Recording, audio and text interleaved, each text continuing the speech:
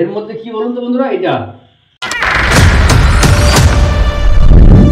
Welcome to the river fishing Murshidabad.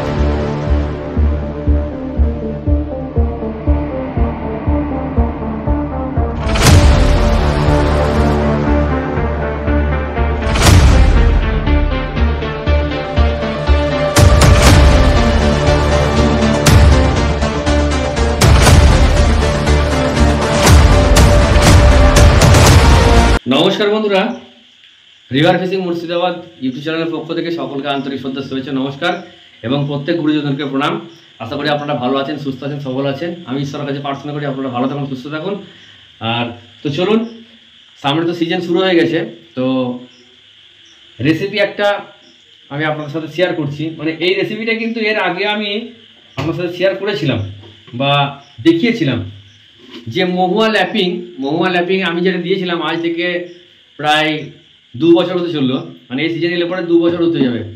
এটা কিন্তু আমার পদ্ধতিতে ফুল প্রসেস কমপ্লিট হয়নি, এটাকে আমি ফুল প্রসেস কমপ্লিট করে দেবো এইবার।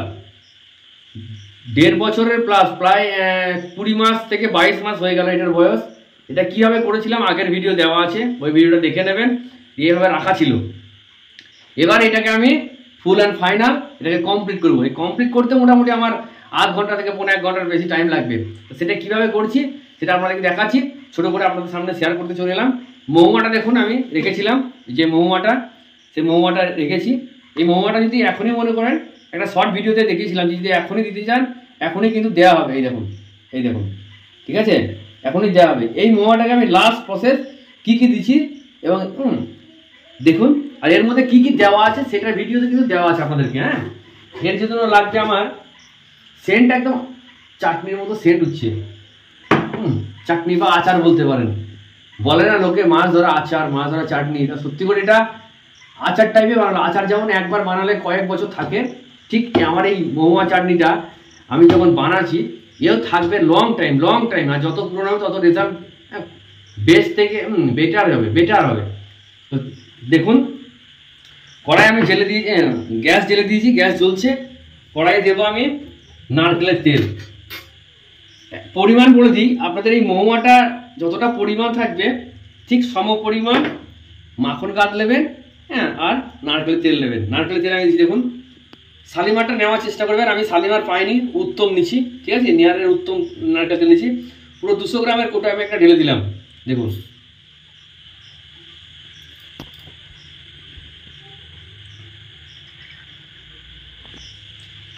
এটা আমি বানাচ্ছি কাতলাকে টার্গেট করে, ঠিক আছে। এর মধ্যে যে জিনিসগুলো দেওয়া ছিল সেটাও আপনারা দেখলে বুঝতে পারবেন কাতলা না রুইয়ের জন্য। তাই বলে এই নয় যে রুই খাবে না, রুইও খাবে, আর নদীর মাছ সবই খায়। ও যে আমি দেখেছি নদীর মাছ নারকেল পচা দিয়ে ফেলেছি, রুই টেনে নিয়েছে। তো ঠিক আছে, কড়াই অনেকক্ষণ আগে দিয়েছি, কড়াই মোটামুটি ভালো রকম গরম হয়ে গেছে। এবার দেব এর মধ্যে কি বলুন তো বন্ধুরা, এটা মাখন গাদ দেব, ঠিক আছে। মাখন গাদ আমি দিচ্ছি, দেখুন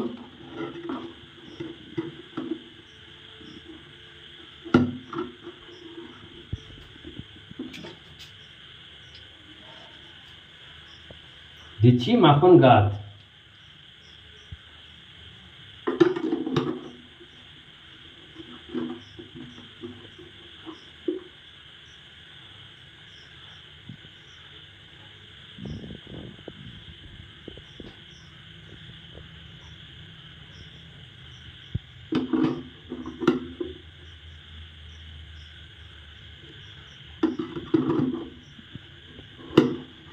আর এর রেজাল্ট আপনাদেরকে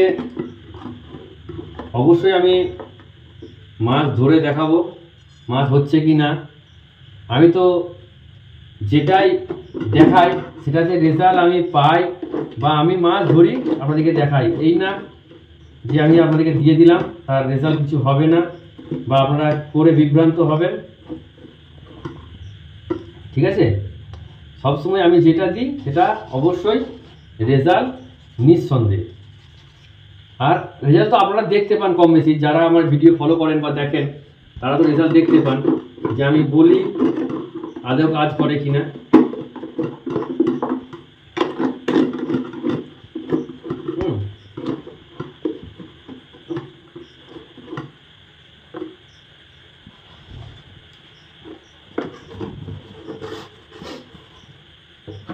তাহলে মাখন গাছ আর নারকেলের তেল দেওয়া হয়ে গেল।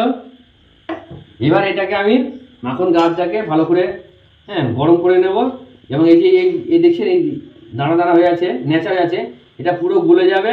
তারপরে এটাকে আমি এর মধ্যে দিয়ে ভালো করে মেখে নেব।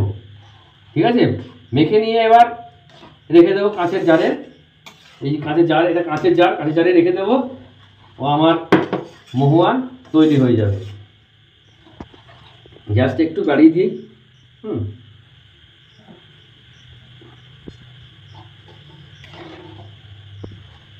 এই যে এখন গলে নিকো, গলে গেলে আমি এটাকে বন্ধ করে দেবো।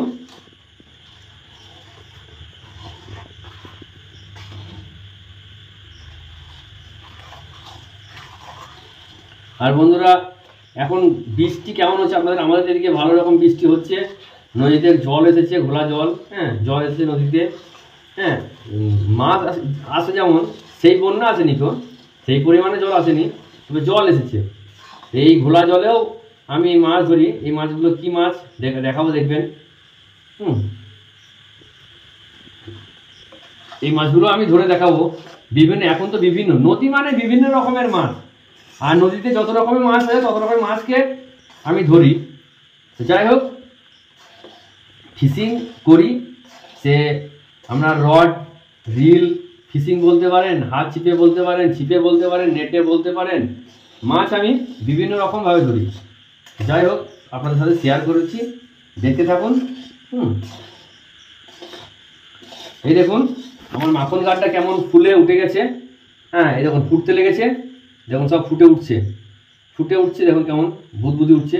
এই বুদবুদি উঠছে, এবার কিন্তু আমি বন্ধ করে দেবো। ঠিক আছে, মানে মাখন গাছের সঙ্গে নারকেলের তেলটা ভালো রকম মিশ্রণ হয়ে গেছে। এবার আমি বন্ধ করে দেবো, কুসুম ঠান্ডা হবে, আর আমি এটাকে দেবো। এখন দিলে পরে এই মহুয়াটা ভাজা হয়ে যাবে।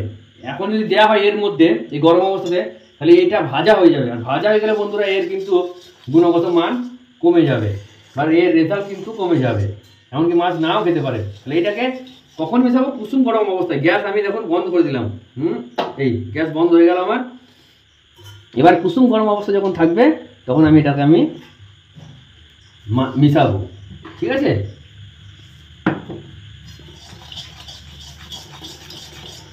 আমি একটু ঠান্ডা করে নিই, তারপর আপনাকে দেখাচ্ছি। ক্যামেরায় আঙুল করছে। এই দেখুন কুসুম গরম অবস্থায় আছে, ঠান্ডা হয়ে গেছে। এবার আমি এর মধ্যে দিয়ে দেবো এটা এবার দেবো, দিয়ে মাখাবো পরপর। দেখুন, এই দেখুন মহুয়া, সেই আমার মহুয়া পেস্ট করা ছিল যেটা এবার আমি অল্প অল্প করে দেবো। আর এই দেখুন, এই যে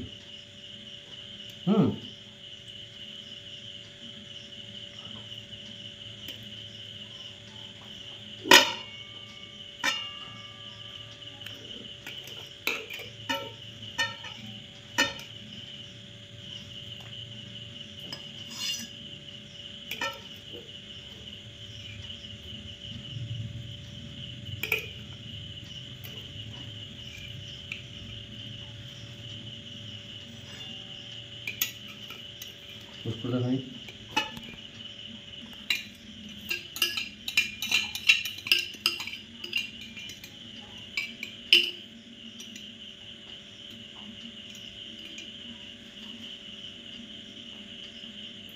বন্ধুরা এই ল্যাপিংটা কিন্তু তাড়াহুড়ো করলে হবে না, যে আমি সঙ্গে সঙ্গে ভিজার দিলাম 1 মাসের মধ্যে 2 মাসের মধ্যে দিয়ে এটাকে বানিয়ে ফেললাম, এরকম করবে কিন্তু এটা হবে না।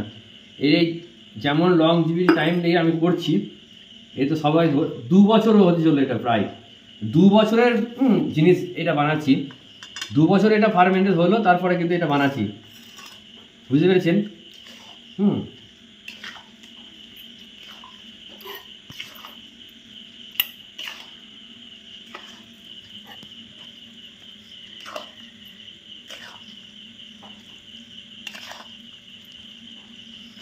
ভালো করে মিশাতে হবে। এটা সব মিশানো শেষ কমপ্লিট হয়ে গেলে পরে সব টেনে নেবে। টেনে নেওয়ার পরে আবার আমি যখন জারে রেখে দেবো তখন কিন্তু ও আস্তে আস্তে আবার কিন্তু সব উগলে দেবে।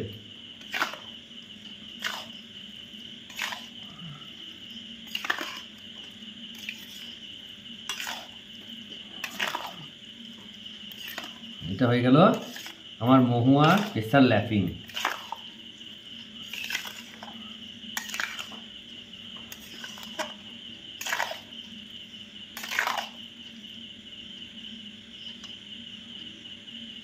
মাখন গাছের মধ্যে একটা সুতো পড়েছিল, সুতো সুতো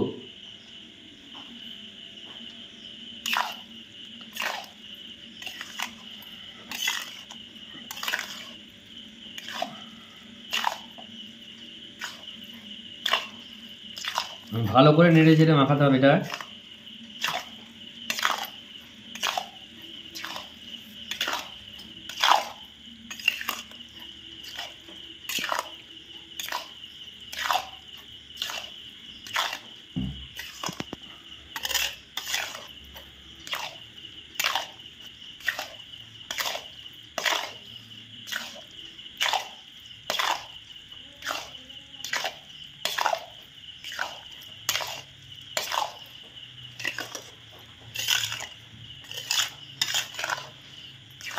এটা কিন্তু আমার চার লয় বন্ধুরা, একে চারে ব্যবহার করা যাবে না।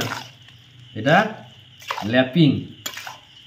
আমরা যে লাড্ডু ফেলি কাতলার জন্য, সেই কাতলা ল্যাপিং। এর টিকিট পুকুর, পাঁচ পুকুর, নদী, খাল, বিল, নালা সব সব একদম চলবে, আরামসে চলবে, কোনো চাপ নেই।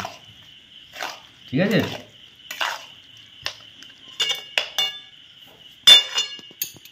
তো ঠিক আছে বন্ধুরা, দেখলেন আমার মহুয়া ল্যাপিং এই প্রসেস যেভাবে আমি বানিয়েছি।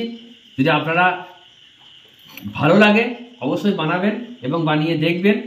হ্যাঁ, আগে আমার রেজাল্ট দেখবেন, তারপরে বানাবেন। আর আমি তো যাই কিছু করি আপনাদেরকে দেখি বলে দিই যে এভাবে এভাবে করবেন। ঠিক আছে, তো যাই হোক, যদি আমার চ্যানেল নতুন হয় চ্যানেলটা অবশ্যই সাবস্ক্রাইব করবেন। আর ভালো লাগলে একটা লাইক দেবেন আর অবশ্যই কমেন্ট করবেন। তো দেখা হচ্ছে আবার পরের ভিডিওতে। সকলকে আন্তরিক শ্রদ্ধা, শুভেচ্ছা, নমস্কার এবং প্রত্যেক গুরুজনদেরকে প্রণাম জানিয়ে, আর বন্ধুদেরকে, আমার যে বন্ধুরা আছে তাদেরকে অপরন্ত ভালোবাসা, সঙ্গে থাকার জন্য, সাথে থাকার জন্য। 10,000 সাবস্ক্রাইবার কমপ্লিট হয়েছে। তাই অসংখ্য ধন্যবাদ আপনাদের কাছে আমাকে সাপোর্ট করার জন্য। এভাবে সাপোর্ট করে যাবেন যাতে আপনাদের সাথে থাকতে পারি, সঙ্গে থাকতে পারি। সবাই ভালো থাকবেন, সুস্থ থাকবেন। ধন্যবাদ।